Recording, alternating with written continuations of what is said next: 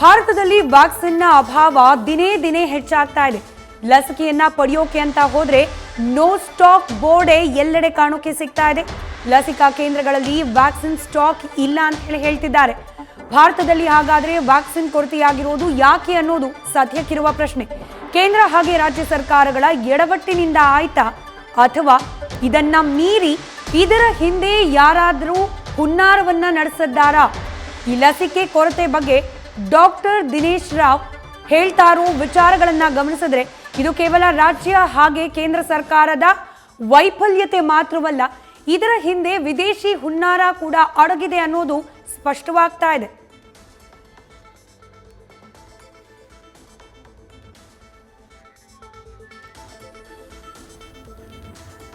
ಈ ಬಗ್ಗೆ ಮಾತನಾಡಲಿಕ್ಕೆ ಖುದ್ದು ಡಾಕ್ಟರ್ ದಿನೇಶ್ ರಾವ್ ನಮ್ಮ ಜೊತೆಯಲ್ಲಿ ಲೈವ್ ನಲ್ಲಿ ಕನೆಕ್ಟೆಡ್ ಇದ್ದಾರೆ. ಡಾಕ್ಟರ್ ನಮಸ್ಕಾರ.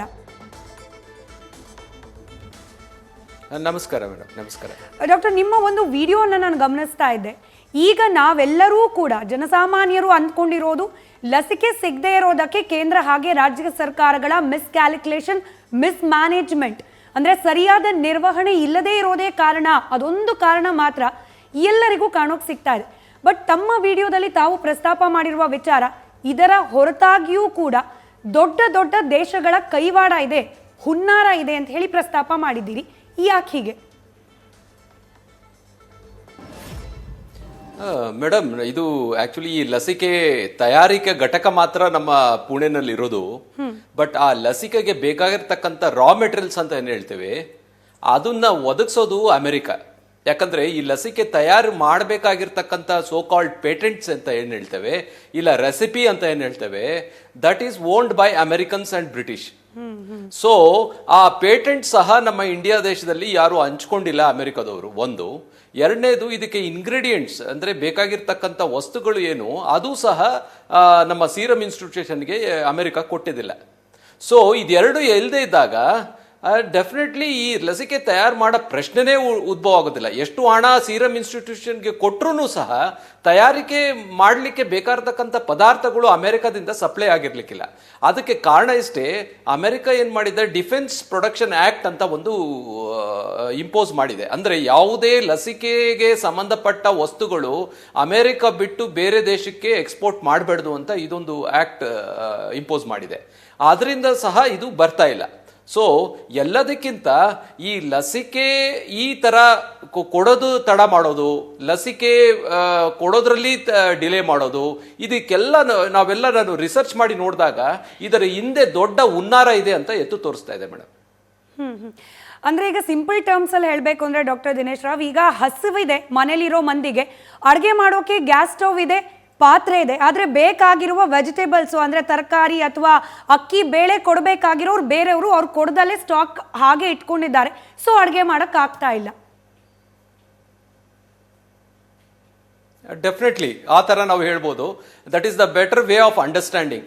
ಯಾಕಂದ್ರೆ ಎಲ್ಲರೂ ಏನ್ ಅನ್ಕೊಂಡಿದ್ದಾರೆ, ಸೀರಮ್ ಇನ್ಸ್ಟಿಟ್ಯೂಟ್ ಆಫ್ ಪುಣೆನಲ್ಲಿ ಅಲ್ಲಿ ಲಸಿಕೆ ತಯಾರು ಮಾಡ್ತಾರೆ. ಲಸಿಕೆ serum institution is the largest vaccine producer ಅಂದ್ರೆ ಮ್ಯಾನುಫ್ಯಾಕ್ಚರರ್ ಅಷ್ಟೇ ಹೊರತು, but it doesn't have the ingredients ಎಲ್ಲ. It has to depend on America and ಅದು ವಿತೌಟ್ ಇಂಗ್ರೀಡಿಯೆಂಟ್ಸ್ ಸೀರಮ್ ಇನ್ಸ್ಟಿಟ್ಯೂಟ್ ಏನೂ ಮಾಡ್ಲಿಕ್ಕೆ ಆಗೋದಿಲ್ಲ. ಮೊದಲೇ ಫೆಬ್ರವರಿನಲ್ಲಿ ಅವ್ರಿಗೇನು ರಾ ಮೆಟೀರಿಯಲ್ಸ್ ಬಂದಿದೆ ಅದರ ಆಧಾರದ ಮೇಲೆ ಈಗ ತಯಾರು ಮಾಡಿ ಕೊಟ್ಟಿದ್ದಾರೆ. ಬಟ್ ಈಗ ಫರ್ದರ್ ರಾ ಮೆಟೀರಿಯಲ್ ಈಗ ಪ್ರಧಾನಮಂತ್ರಿಗಳು ಅಮೆರಿಕ ಪ್ರೆಸಿಡೆಂಟ್ ಅವ್ರ ಹತ್ರ ಮಾತಾಡಿ ಈ ಒಂದು ಡಿಫೆನ್ಸ್ ಪ್ರೊಡಕ್ಷನ್ ಆಕ್ಟ್ ಅಂತ ಏನಿದೆ ಅದರ ಬಗ್ಗೆ ಅವರು ಆಕ್ಟ್ ಇಂಪೋಸ್ ಮಾಡಿದ್ರು. Because of our Indian diplomacy ಕೆಲವು ರಾ ಮೆಟೀರಿಯಲ್ ಈಗ ಸಪ್ಲೈ ಮಾಡ್ತೀನಿ ಅಂತ ಹೇಳಿದ್ದಾರೆ. ಬಟ್ ಇದರ ತಡ ಎಷ್ಟಾಯ್ತು, 2-3 ತಿಂಗಳಾಯ್ತು. ಈಗ ರಾ ಮೆಟೀರಿಯಲ್ಸ್ ಬಂದು ಅದನ್ನು ತಯಾರು ಮಾಡಕ್ಕೆ 2-3 ತಿಂಗಳು ತಗೊಳುತ್ತೆ. ಅಂದ್ರೆ ಒಂದು 5 ತಿಂಗಳಲ್ಲಿ this delay in the manufacture and this will directly hamper the vaccination process. ಅಂದ್ರೆ 5-6 ತಿಂಗಳು ನಮ್ಮ ದೇಶದ ಆರ್ಥಿಕ ಪರಿಸ್ಥಿತಿಗಳ ಮೇಲೆ ಆಗಿರ್ತಕ್ಕಂಥ ಪರಿಣಾಮ ನಾವು ನೋಡ್ತಾ ಇದ್ದೀವಿ. ಲಾಕ್ಡೌನು ಇದೆಲ್ಲ. ಯಾಕಂದ್ರೆ ಒಂದು ನಾವೆಲ್ಲ ಅರ್ಥ ಮಾಡ್ಕೊಳ್ಬೇಕು, ಈ ಒಂದು ಕೊರೋನಾಗೆ ಪರಿಹಾರ ಒಂದೇ ಏನಂದ್ರೆ ವ್ಯಾಕ್ಸಿನೇಷನ್, ಲಸಿಕೆ ಒಂದೇ ಪರಿಹಾರ. That to 75% of the population ಯಾವಾಗ ನಾವು ವ್ಯಾಕ್ಸಿನೇಷನ್ ಮಾಡ್ಕೊಳ್ತೀವಿ we can get rid of the pandemic. ಇಲ್ಲ ಅಂದ್ರೆ ಇದು ಕಂಟಿನ್ಯೂ ಆಗ್ತಾ ಹೋಗ್ತದೆ. ಸೊ ಈ ಷಡ್ಯಂತ್ರ, ಈ ಹುನ್ನಾರ ಏನಿದೆ ದೊಡ್ಡ ದೊಡ್ಡ ದೇಶಗಳು ಎಸ್ಪೆಷಲಿ ಅಮೆರಿಕ ಮತ್ತೆ ಬ್ರಿಟನ್ ಅವರ ಇಷ್ಟೇ ಏನಂದ್ರೆ ಬಡ ದೇಶಗಳ ಮೇಲೆ ಈ ಒಂದು ಹುನ್ನಾರ ಮಾಡಿದಾಗ ವ್ಯಾಕ್ಸಿನೇಷನ್ ಪ್ರೋಸೆಸ್ ಕಮ್ಮಿ ಆಗತ್ತೆ, ಸ್ಟಾಕ್ ಅವ್ರಿಗೆ ಕೊಡದೇ ಇದ್ದಾಗ ಸಾವು ನೋವುಗಳು ಅಲ್ಲದೆ ಎಲ್ಲದಕ್ಕಿಂತ ಆರ್ಥಿಕ ಪರಿಸ್ಥಿತಿ ಏನಾಗಿದೆ ಅದು ಕುಸಿತ ಹೋಗ್ತದೆ. ಆ ಕುಸಿತ ಹೋದಾಗ ಇವರ ಏನ್ ಷಡ್ಯಂತ್ರ ಇದು ಅದು ಸಕ್ಸಸ್ ಆಗ್ತದೆ. I feel that is the actual strategy of them for delaying the vaccination process and stopping the vaccination material. ಎಲ್ಲದಕ್ಕಿಂತ ವಿಪರ್ಯಾಸ ಅಂದ್ರೆ ಅಮೆರಿಕದಲ್ಲಿ ಇರ್ತಕ್ಕಂಥ ವ್ಯಾಕ್ಸಿನೇಷನ್ ಡೋಸಸ್ ಅವರ ಜನಸಂಖ್ಯೆಗಿಂತ 4 ರಿಂದ 5 ಪಟ್ಟು ವ್ಯಾಕ್ಸಿನೇಷನ್ ಸ್ಟೋರ್ ಮಾಡ್ಕೊಂಡಿದ್ದಾರೆ. ಬ್ರಿಟಿಷ್ ಇಂಗ್ಲೆಂಡ್ ಅವರು ಸಹ 110 ಮಿಲಿಯನ್ ಡೋಸಸ್ ಸ್ಟೋರ್ ಮಾಡ್ಕೊಂಡಿದ್ದಾರೆ. ಅವ್ರಿಗೆ ಬೇಕಾಗಿರ್ತಕ್ಕಂಥದ್ದು ಬರೇ ಒಂದು 40 ಮಿಲಿಯನ್, ಬಟ್ ಅವ್ರಿಗೆ ಈಗ ಎಕ್ಸ್ಟ್ರಾ 110 ಮಿಲಿಯನ್ ಸ್ಟೋರ್ ಮಾಡ್ಕೊಂಡಿದ್ದಾರೆ. ಎರಡು ದೇಶಗಳಲ್ಲಿ ಇಷ್ಟು ಸ್ಟೋರ್ ಮಾಡ್ಕೊಂಡಿದ್ರೂ ಸಹ ಬೇರೆ ದೇಶಕ್ಕೆ ರಫ್ತು ಮಾಡ್ತಾ ಇಲ್ಲ. ಇದರ ಹಿಂದೆ ಏನು ಷಡ್ಯಂತ್ರ ಅಂದ್ರೆ ಎತ್ತು ತೋರಿಸುತ್ತೆ. ಒಂದು ಆರ್ಟಿಕಲ್ ಓದ್ತಾ ಇದೆ ಡಾಕ್ಟರ್, ಅದರ ಅಂಡರ್ಸ್ಟ್ಯಾಂಡಿಂಗ್ ಅನ್ನ ಕೆಲವೊಂದು ಪಾಯಿಂಟ್ಸ್ ನಿಮ್ಮ ಮುಂದೆ ಇಡ್ತೀನಿ, ತಪ್ಪಿದ್ರೆ ಕರೆಕ್ಟ್ ಮಾಡಿ. ಈಗ ಟ್ರಂಪ್ ಆಡಳಿತ ಇದ್ದ ಸಂದರ್ಭದಲ್ಲಿ ಹಿ ವಾಸ್ ಲೈಕ್ ಪಕ್ಕಾ ವ್ಯಾಪಾರಿ, ನೀನು ದುಡ್ಡು ಕೊಡು ತಗೊಂಡು ಹೋಗು ಅನ್ನೋ ರೀತಿಯಲ್ಲಿ. ಬಟ್ ಯಾವಾಗ ಅಲ್ಲಿ ಆಡಳಿತ ಚೇಂಜ್ ಆಯಿತು, ನೀವು ಕೂಡ ಈ ಪದವನ್ನು ಪ್ರಸ್ತಾಪ ಮಾಡಿದ್ರಿ, ಕಲೋನಿಯಲ್ ಆಸ್ಪೆಕ್ಟ್ಸ್ಗಳನ್ನು ಅಥವಾ ಆ ರೀತಿಯ ಅಜೆಂಡಾಗಳನ್ನು ಹೇರುವ ಪ್ರಯತ್ನವನ್ನು ಬೈಡನ್ ಸರ್ಕಾರ ಮಾಡ್ತಾ ಹೋಯಿತು. ಇಲ್ಲಿ ಕೊಳ್ಳುವಿಕೆಯ ವ್ಯಾಪಾರಕ್ಕಿಂತ ನನ್ನ ಹತ್ರ ಬಂದು ದೇಹಿ ಅಂತ ಬೇಡ್ಲಿ ಆಮೇಲೆ ನೋಡೋಣ ಅನ್ನೋ ರೀತಿಯ ಮನಸ್ಥಿತಿ ಇದೆ ಬೈಡನ್ ಸರ್ಕಾರ ಬಂದ ನಂತರದಲ್ಲಿ ಅನ್ನೋದು ಒಂದು ಆರ್ಟಿಕಲ್ನ ಎಕ್ಸ್ಟ್ರಾಕ್ಟ್ ಆಗಿತ್ತು. ಇದನ್ನ ನಾವು ಹೀಗೆ ಪರಿಗಣಿಸಬಹುದಾ, ನಿಜಾನಾ ಇದು ಅಂತ ಹೇಳಿ? ಮೇಡಮ್, ಒಂದಂತೂ ನಿಜ, ಅವ್ರ ಹತ್ರ ಕೇಳಿ ಬೇಡಿ ಮಾಡ್ತಕ್ಕಂಥದ್ದು ಅದು ಒಂದು ವಿಚಾರ ಇರಬಹುದು. ಬಟ್ ಎಲ್ಲದಕ್ಕಿಂತ ನಾವು ಒಂದು ತಿಳ್ಕೊಳ್ಬೇಕು, ಈ ಒಂದು ಪ್ಯಾಂಡಮಿಕ್, ಈ ಒಂದು ಕೊರೋನಾ ವೈರಸ್ ಏನಿದೆ, different strain, it is spreading across the borders very fast. So ಇದರಿಂದ ಆಚೆ ಬರಬೇಕು ಅಂದ್ರೆ ನಮ್ಮ ಪ್ರಪಂಚದಲ್ಲಿ ಎಲ್ಲರಿಗೂ 72 to 75% of the population in the world has to be vaccinated. So ಇದರಲ್ಲಿ ಎಸ್ಪೆಷಲಿ ಈ ಬಡ ದೇಶಗಳು, developing countries and under developed countries ಅಂತ ಏನಿದೆ, ಅವರ ಆರ್ಥಿಕ ಸ್ಥಿತಿ 1 ತಿಂಗಳು ನಿಂತರೆ ಎಷ್ಟು ಕಮ್ಮಿ ಆಗುತ್ತೆ ಅಂತ ಎಲ್ಲರಿಗೂ ಗೊತ್ತಿರ್ತಕ್ಕಂಥ ವಿಷಯ. ಸೊ ಸಿನ್ಸ್ ಇವ್ರ ಹತ್ರ ಇರ್ತಕ್ಕಂಥ ಪೇಟೆಂಟ್ಸ್, ಇವ್ರ ಇರ್ತಕ್ಕಂಥ ರಾ ಮೆಟೀರಿಯಲ್ಸ್ ಎಷ್ಟು ನಿಧಾನವಾಗಿ ಕೊಡ್ತಾರೋ ಅಷ್ಟೇ ಇದರ ಆರ್ಥಿಕ ಸ್ಥಿತಿ ಬಡ ದೇಶಗಳು ಎಲ್ಲ ಕುಸಿಯುತ್ತೆ. ಅಂದ್ರೆ ಬಡ ದೇಶಗಳು ತಾನಾಗೆ ಕೆಳಗೆ ಬೀಳ್ತದೆ. So that means they will be permanently dependent on Americans and Britain's. So this is the actual strategy. ಇಲ್ಲ ಅಂದ್ರೆ ಅವರಲ್ಲಿ ಇರ್ತಕ್ಕಂಥ ವ್ಯಾಕ್ಸಿನೇಷನ್ ಡೋಸಸ್ ಏನಿದೆ ಎಕ್ಸ್ಟ್ರಾ, ನಾನು ಹೇಳ್ತಾ ಇರೋದು extra 550 million doses are there in US ಜನಸಂಖ್ಯೆ ಇರೋದು 33 ಕೋಟಿ. ಅವರು ಆರ್ಡರ್ ಮಾಡಿರೋದು 130 ಕೋಟಿ ಲಸಿಕೆನ ಆರ್ಡರ್ ಮಾಡಿ ಈಗ ಅಷ್ಟು ಲಸಿಕೆನ ಅವರ ಸ್ಟೋರ್ಸ್ ನಲ್ಲಿ ಇಡ್ಕೊಂಡಿದ್ದಾರೆ. ಆದ್ರೂ ಮೇಡಮ್, ಪಕ್ಕದಲ್ಲಿ ಇರ್ತಕ್ಕಂಥ ಕೆನಡಾ ಕೊಡ್ತಾ ಇಲ್ಲ, ಪಕ್ಕದಲ್ಲಿ ಇರ್ತಕ್ಕಂಥ ಸೌತ್ ಅಮೆರಿಕಾ ಮತ್ತೆ ಕೆರೆಬಿಯನ್ಸ್ ಕೊಡ್ತಾ ಇಲ್ಲ, ಅಲ್ಲಿ ಜನ ಸಾಯ್ತಾ ಇದ್ದಾರೆ, ಆದ್ರೂ ಅಮೆರಿಕ ಕೊಡ್ತಾ ಇಲ್ಲ. ಎಲ್ಲದಕ್ಕಿಂತ ಮುಂಚೆ ಇಂಗ್ಲೆಂಡ್ ಅಲ್ಲಿ ಅಷ್ಟು 110 ಮಿಲಿಯನ್ ಡೋಸಸ್ ಸ್ಟಾಕ್ ಇದ್ರೂ ಸಹ ನಮ್ಮ ಸೀರಮ್ ಇನ್ಸ್ಟಿಟ್ಯೂಟ್ ಅಲ್ಲಿ ಇರ್ತಕ್ಕಂಥ ಆಧಾರ್ ಪೂನಾವಾಲಾ ಏನ್ ಹೇಳ್ತಿದ್ದಾರೆ, ನಿನ್ನೆ ಅವರು 50 ಲಕ್ಷ ಡೋಸಸ್ ನಮ್ಗೆ ನಾವು ಬ್ರಿಟನ್ ಎಕ್ಸ್ಪೋರ್ಟ್ ಮಾಡ್ತೀನಿ ಅಂತ. ನೋಡಿ, why? Because Adar Poonawalla is also a board member of Gavi ಅಂತ ಇದೆ, ಅಂದ್ರೆ ಗ್ಲೋಬಲ್ ವ್ಯಾಕ್ಸಿನ್ ಅಲಯನ್ಸ್ ಅಂತ. ಅದರಲ್ಲಿ is a board member, is also part of this strategy. ಅದರ ಕಾರಣದಿಂದ ಈ ಆಧಾರ್ ಪೂನಾವಾಲಾನು ಸಹ ಅವರ ಮಾತುಗಳನ್ನೇ ಕೇಳ್ತಾ ಬೇಕಾದ್ರೆ ಗೊತ್ತಾಗತ್ತೆ. ನೋಡಿ, ಅವರಿಗೆ ಫಸ್ಟ್ ಪೂನಾ ಇನ್ಸ್ಟಿಟ್ಯೂಟ್ ನಲ್ಲಿ ಫಸ್ಟ್ ಒಂದು ಬೆಂಕಿ ಬೀಳುತ್ತೆ. ಆ ಬೆಂಕಿ ಬಿದ್ದಾಗ ಅವ್ರು ಹೇಳ್ತಾರೆ, ಈ ಬೆಂಕಿ ಏನಿದೆ ಇದಕ್ಕೂ ನಮ್ಮ ಪ್ರೊಡಕ್ಷನ್ಗೂ ಏನು ತೊಂದರೆ ಆಗೋದಿಲ್ಲ, ಅದು ಹೊಸ ಬಿಲ್ಡಿಂಗ್ ನಲ್ಲಿ ಬೆಂಕಿ ಬಿದ್ದಿರೋದು ಅಂತ. ಅದನಂತರ ಅವರು ಮೊನ್ನೆ ಇಂಗ್ಲೆಂಡ್ ಹೋಗ್ತಾರೆ, ಫಸ್ಟ್ ವೀಕ್ ಆಫ್ ಮೇ, ಅಲ್ಲಿ ಹೇಳ್ತಾರೆ ಈ ಬೆಂಕಿ ಬಿದ್ದಿರೋದ್ರಿಂದ ಪ್ರೊಡಕ್ಷನ್ ಕಮ್ಮಿ ಆಗಿದೆ ಅಂತ. ಅಲ್ಲಿ ಒಂದು ಸುಳ್ಳು ಹೇಳ್ತಾರೆ. ಎರಡನೇದು, ಈ ಅಮೆರಿಕದಿಂದ ಎಕ್ಸ್ಪೋರ್ಟ್ ಬರ್ತಾ ಇಲ್ಲ ರಾ ಮೆಟೀರಿಯಲ್ಸ್, ಅದಕ್ಕೆ ನನಗೆ ಪ್ರೊಡಕ್ಷನ್ ಮಾಡಕ್ ಆಗ್ತಿಲ್ಲ ಅಂತ ಕಾರಣ ಹೇಳ್ತಾರೆ. ಸೊ ಅವಾಗ ನಮ್ಮ ದೇಶದ ಪ್ರಧಾನಿಗಳು ಅಮೆರಿಕನ್ ಪ್ರೆಸಿಡೆಂಟ್ ಹತ್ರ ಮಾತಾಡಿದಾಗ ಅವಾಗ ಹೇಳ್ತಾರೆ, ನನಗೆ ಕೋವಿಶೀಲ್ಡ್ಗೆ ಬೇಕಾಗಿರ್ತಕ್ಕಂಥ ರಾ ಮೆಟೀರಿಯಲ್ಸ್ ಅಲ್ಲ, ನೋವೋವ್ಯಾಕ್ಸ್ ಅಂತ ಇನ್ನೊಂದಿದೆ ಕೋವಿಡ್ ವ್ಯಾಕ್ಸಿನ್, ಅದು ಅಮೆರಿಕಕ್ಕೆ ಸಪ್ಲೈ ಮಾಡ್ಲಿಕ್ಕೆ, ಅದಕ್ಕೆ ರಾ ಮೆಟೀರಿಯಲ್ಸ್ ಬೇಕಾಗಿತ್ತು, ಇದಕ್ಕೆ ರಾ ಮೆಟೀರಿಯಲ್ಸ್ ಇದೆ ಅಂತ ಇನ್ನೊಂದು ಸುಳ್ಳು ಹೇಳ್ತಾರೆ. ಮೂರನೇದು, ನಮಗೆ ಇಂಡಿಯಾ ಯಾವಾಗ ಎಕ್ಸ್ಪೋರ್ಟ್ ಬ್ಯಾನ್ ಮಾಡುತ್ತೆ ವ್ಯಾಕ್ಸಿನ್ಸ್, ಅವಾಗ ಹೇಳ್ತಾರೆ ನನಗೆ ಬೇರೆ ದೇಶಗಳಲ್ಲಿ ಆಲ್ರೆಡಿ ನಾನು ಮಾರ್ಲಿಕ್ಕೆ ಕಾಂಟ್ರಾಕ್ಟ್ ಮಾಡಿದ್ದೀನಿ, ಅವ್ರು ನನ್ನ ಮೇಲೆ ಕೇಸ್ ಹಾಕ್ತಿದ್ದಾರೆ, ಅವರಿಗೆ ನಾನು ಕಾಂಪನ್ಸೇಷನ್ ಕೊಡಬೇಕು, ಅದಕ್ಕೆ ಹಣ ಕೊಡಿ ಅಂತ. ಅವಾಗ ನಮ್ಮ ದೇಶದ ಪ್ರಧಾನಿಗಳು ಅವರಿಗೆ 3,000 ಕೋಟಿಗಳನ್ನ ಕೊಡ್ತಾರೆ. Madam, you should understand 3,000 crores has been given. ಅದು ಅಲ್ಲದೆ ಅವ್ರಿಗೆ ಹಣದ ತೊಂದರೆ ಇದೆ ಅಂದ್ಬಿಟ್ಟು 150 ಮಿಲಿಯನ್ ಡೋಸಸ್ ಆರ್ಡರ್ ಮಾಡ್ತಾರೆ. That is in the month of March the government will order another additional 150 million doses. ಅಂದ್ರೆ 1,700-200 ಕೋಟಿ ರೂಪಾಯಿ ಅಡ್ವಾನ್ಸ್ ಅಲ್ಲ, along with the order they give the money. ಈ ತರ ದೇಶದ ಎಂದೂ ಈ ರೀತಿ ನಡೆದಿಲ್ಲ.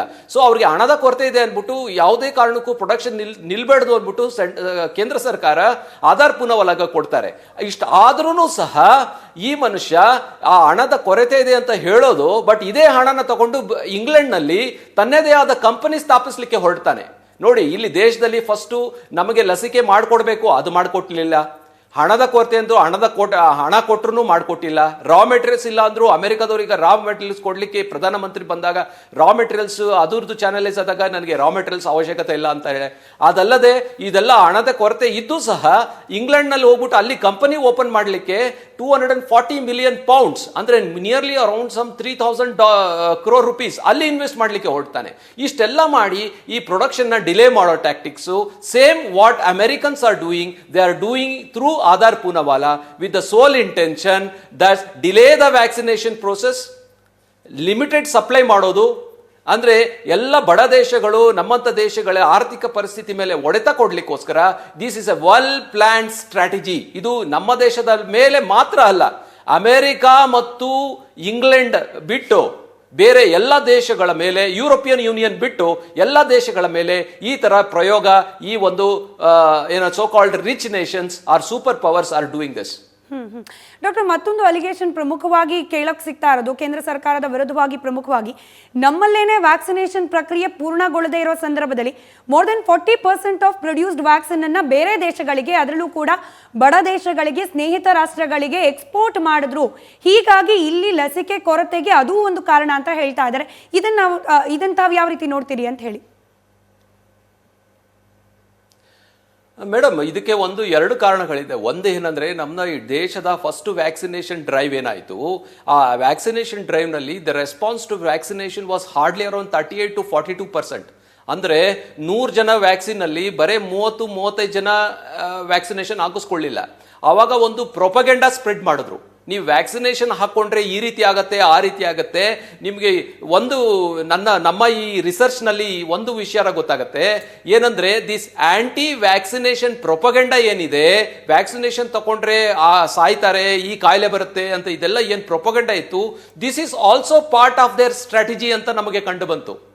ಅಂದ್ರೆ ಈ ವ್ಯಾಕ್ಸಿನೇಷನ್ ಪ್ರೋಸೆಸ್ ನ ನಿಲ್ಲಿಸೋದು, ಈ ವ್ಯಾಕ್ಸಿನೇಷನ್ ಪ್ರೋಸೆಸ್ ನ ಡಿಲೇ ಮಾಡೋದು, ಇದು ಒಂದು ದೇಶದ್ರೋಹಿಗಳ ಒಂದು ಷಡ್ಯಂತ್ರ ಇತ್ತು. ಆ ಷಡ್ಯಂತ್ರಕ್ಕೆ ನಮ್ಮ ಇಂಡಿಯಾದಲ್ಲಿ ಇರ್ತಕ್ಕಂಥ ಕೆಲವರು ಬಲಿಯಾದ್ರು ಅಂತಾನು ಹೇಳ್ಬೋದು. ಅದರಿಂದ ಕೆಲವರು ವ್ಯಾಕ್ಸಿನೇಷನ್ ತಗೊಳ್ಳಿಲ್ಲ. ಈಗ ಆ ನಿಟ್ಟಿನಲ್ಲಿ ಇರ್ತಕ್ಕಂಥ ವ್ಯಾಕ್ಸಿನೇಷನ್ಸ್ ಏನಿದೆ, ನಮ್ಮ ದೇಶದ ಒಂದು ಸ್ಟ್ರಾಟಜಿ ಏನಿದೆ, ವಾಸುದೇವ ಕುಟುಂಬಕಂ ಅಂತ ಏನು ನಮ್ಮ ಕೇಂದ್ರ ಸರ್ಕಾರ ಏನ್ ಮಾಡಿದ್ರು, I can tell you it is one of the best and the highest and matured diplomatic policy. ನಮಗೆ ಈಗ ಅರ್ಥ ಆಗದೆ ಇರ್ಬೋದು, ಬಟ್ ಅದರ ಇಂಪ್ಯಾಕ್ಟ್ ಇವತ್ತು ಅಮೆರಿಕದಲ್ಲಿ ಆಗ್ತಿದೆ. ಯಾಕಂದ್ರೆ ಅಮೆರಿಕದ ನಾಗರಿಕರು ಅವರ ಪ್ರೆಸಿಡೆಂಟ್ ಹೇಳ್ತಿದ್ದಾರೆ, ಇಂಡಿಯಾ ಅಂತ ದೇಶ ಅವ್ರಿಗೆ ಕಷ್ಟ ಇದ್ರೂ ಬೇರೆಯವ್ರು ಕೊಟ್ಟಿದ್ದಾರೆ, ನೀವು ಇಟ್ಕೊಂಡಿರ್ತಕ್ಕಂಥ ಈ ಡೋಸಸ್ ನ ಬೇರೆಯವ್ರಿಗೆ ಹಂಚುತ್ತಾ ಇಲ್ಲ, ನೀವು ಎಂತ ಜನ ಅಂತ ಇವತ್ತು ಬೈತಿದ್ದಾರೆ. ಇದಕ್ಕೆ ಕಾರಣ ಇಷ್ಟೇ, ನಮ್ಮ ದೇಶದಲ್ಲಿ ಮಾಡಿರ್ತಕ್ಕಂಥ ಆ ಒಂದು ಡಿಪ್ಲೊಮೆಸಿಯಿಂದ they are questioning their own government. So definitely that strategy has work. See, ಇದರಿಂದ ಇನ್ನೊಂದು ಎಲ್ಲದಕ್ಕಿಂತ ಇಂಪಾರ್ಟೆಂಟ್ ನಾವು ನೀವು ಅರ್ಥ ಮಾಡ್ಕೊಳ್ಬೇಕೇನಂದ್ರೆ, ಆವಾಗ ಬಂದಿರತಕ್ಕಂಥ ಡೋಸಸ್ ಬೇರೆ ದೇಶದಲ್ಲಿ ಇರ್ತಕ್ಕಂಥ ಫ್ರಂಟ್ ಲೈನ್ ವರ್ಕರ್ಸ್, ಡಾಕ್ಟರ್ಸ್ ಮತ್ತೆ ಅಲ್ಲಿರ್ತಕ್ಕಂಥ ಪೊಲೀಸ್ ಅವರಿಗೆ ಆ ಲಸಿಕೆ ವಿತರಣೆ ಆಗಿದೆ. ಅಂದ್ರೆ ಆ ದೇಶದಲ್ಲಿ ಕೊರೋನಾ ಬಂದರೂ ಸಹ ಅಲ್ಲಿರ್ತಕ್ಕಂಥ ವೈದ್ಯರು ಮತ್ತೆ ಪೊಲೀಸ್ ಏನಿದ್ದಾರೆ, ಅವರು ಅಲ್ಲಿರ್ತಕ್ಕಂಥ ಜನಕ್ಕೆ ಟ್ರೀಟ್ ಮಾಡ್ಲಿಕ್ಕೆ ಅಟ್ಲೀಸ್ಟ್ ಅವ್ರು ಬದುಕಿರ್ತಾರೆ. ಏನಾದ್ರೂ ಭಾರತ ದೇಶ ಅವ್ರಿಗೇನಾದ್ರೂ ಕೊಡದೆ ಹೋಗಿದ್ರೆ ಅಲ್ಲಿ ಜನಗಳು ಒಂದೇ ಸಾಯ್ತಿರ್ಲಿಲ್ಲ, ಡಾಕ್ಟರ್ ಸಾಯ್ತಾ ಇದ್ರು. ಡಾಕ್ಟರ್ ಸಾಯ್ತಾ ಇದ್ರೆ ಅಂದ್ರೆ ನೀವು ಅರ್ಥ ಮಾಡ್ಕೊಳ್ಬೇಕು, ಹಾಸ್ಪಿಟಲ್ ಡಾಕ್ಟರ್ ಇಲ್ಲದೆ ಇದ್ದಾಗ ಈ ತರ ಪರಿಸ್ಥಿತಿಯಲ್ಲಿ ಏನಾಗ್ಬೋದು ಅಂತ ಯಾರು ಬೇಕಾದ್ರೂ ಊಹಿಸಬಹುದು. Definitely India has done a excellent work and that is been highly appreciated across the world. Right doctor, thank you so much news first ಜೊತೆಯಲ್ಲಿ ಮಾತನಾಡಿದ್ದಕ್ಕೆ. ನ್ಯೂಸ್ ಫಸ್ಟ್ ಪ್ರತಿಕ್ಷಣ ನಿಮ್ಮೊಂದಿಗೆ.